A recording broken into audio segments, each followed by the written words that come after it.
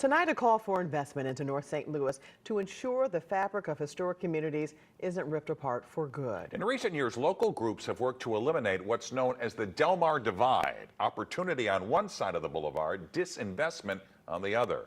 Our Brent Solomon explores how these efforts are now intensifying after the May 16th tornado.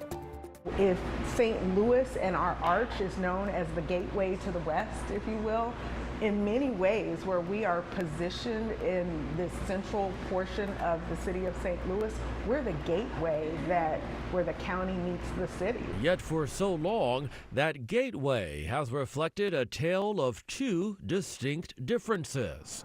Thriving communities just south of the city's iconic Delmar Boulevard, a lack of investment north of it. St. Louisans know it as the Delmar Divide. And we have so much more work to do. Felice McClendon is working to eliminate that divide through her work as executive director of Delmar Main Street. We appreciate you. Since assuming that role last year, the nonprofit has worked to support and promote new businesses and preserve history in 8 neighborhoods. Its work was gaining momentum. Wow, oh my goodness. Then the tornado hit. It's been the craziest 90 days ever. The tornado destroyed Dallas Holland Mims restaurant Beyond Sweet here on Delmar Boulevard. It hadn't been open 2 years. In many cases, destroyed businesses are now relying on landlords to rebuild.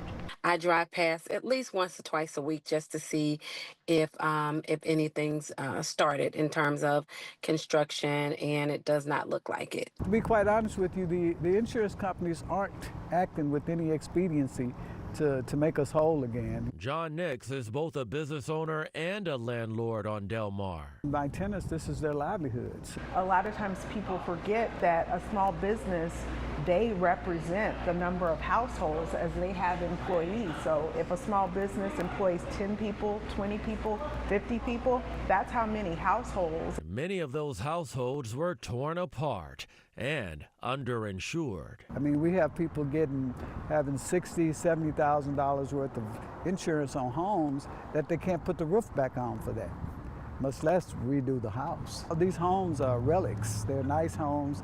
They'll be rebuilt because now they can probably pick them up for a small, fee and, be able to rehab them, sell them. Is that, in a sense, wiping away history?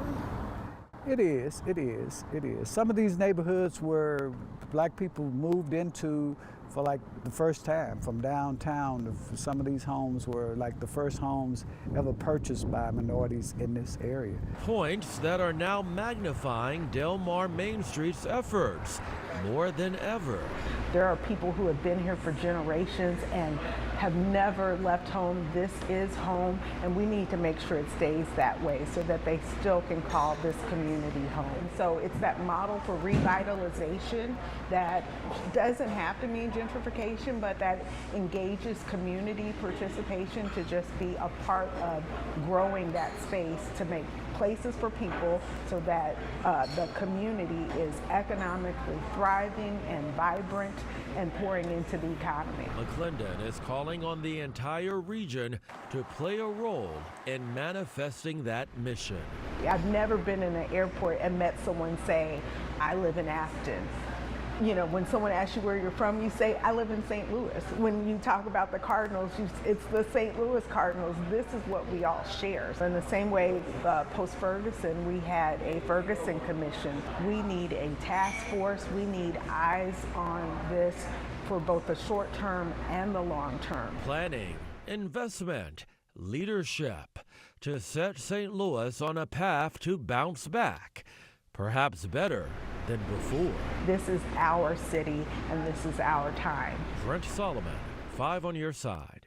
And Mayor Kara Spencer is now looking for people to join recovery advisory committees. You can find the application when you visit this story on KSDK.com. Applications are due next Wednesday.